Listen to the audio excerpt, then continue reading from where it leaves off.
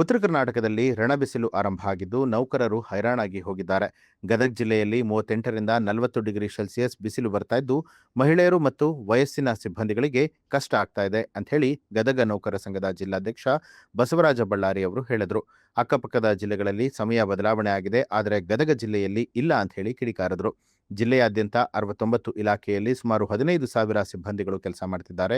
ಹೀಗಾಗಿ ಕೂಡಲೇ ರಾಜ್ಯ ಸರ್ಕಾರ ಗದಗ ಜಿಲ್ಲೆಯ ನೌಕರರ ಸಮಯ ಬದಲಾವಣೆ ಮಾಡಬೇಕು ಅಂತ ಹೇಳಿ ನೌಕರರ ಸಂಘದ ಜಿಲ್ಲಾಧ್ಯಕ್ಷ ಬಸವರಾಜ ಬಳ್ಳಾರಿ ಅವರು ಒತ್ತಾಯ ಮಾಡಿದರು. ಸರ್, ಈಗ ಆಲ್ರೆಡಿ ಬೆಳಗಾವಿ ಡಿವಿಷನ್ ಅಲ್ಲಿ ಬಾಗಲಕೋಟೆ, ಬಿಜಾಪುರ ಇರುವ ರೀತಿಯಲ್ಲಿ ಗದಗಲ್ಲಿ ಹೆಚ್ಚಿನ ತಾಪಮಾನ ಇರುವುದರಿಂದ ಸಾರ್ವಜನಿಕರು ಮತ್ತು ಮಹಿಳಾ ನೌಕರರು ಇರ್ಬೋದು, ಎಲ್ಲಾ ನೌಕರರು ಇರ್ಬೋದು, BP ಶುಗರ್ ಇರುವುದರಿಂದ ಹೆಲ್ತ್ ಸಂಬಂಧಪಟ್ಟಂಗೆ ಅವರಿಗೆ ತೊಂದರೆ ಆಗಿರೋದ್ರಿಂದ ಕಚೇರಿ ಅವಧಿಯನ್ನು ಬೇರೆ ಜಿಲ್ಲೆಯಲ್ಲಿ ಮಾಡಿರೋ ರೀತಿ ನಮ್ಮದು ಏಪ್ರಿಲ್ ಮೇ 2 ತಿಂಗಳಲ್ಲಿ ಬಿಸಿಲು 8ರಿಂದ 1:30 ಮಾಡಿದ್ರೆ ಅನುಕೂಲ ಆಗುತ್ತೆ, ಎಲ್ಲರಿಗೂ ಅನುಕೂಲ ಆಗುತ್ತೆ ಅನ್ನೋ ದೃಷ್ಟಿಯಿಂದ ಸರ್ಕಾರಕ್ಕೆ ಮನವಿ ಮಾಡ್ತಾರೆ. ನೌಕರ ಸಂಘ ಜಿಲ್ಲಾ ಶಾಖೆ ಗದಗ ವತಿಯಿಂದ ಈಗಾಗಲೇ ಏನು ಇವತ್ತಿನ ಉಷ್ಣಾಂಶದ ತಾಪಮಾನ ಜಾಸ್ತಿ ಇರೋದ್ರಿಂದ ಯಾವ ರೀತಿಯಾಗಿ ಈಗಾಗಲೇ 9 ಜಿಲ್ಲೆಗಳಿಗೆ ಬೆಳಗಿನ ಜಾವದ ಕರ್ತವ್ಯದ ಅವಧಿಯನ್ನು ಘೋಷಣೆ ಮಾಡಿದೆ ಸರ್ಕಾರ.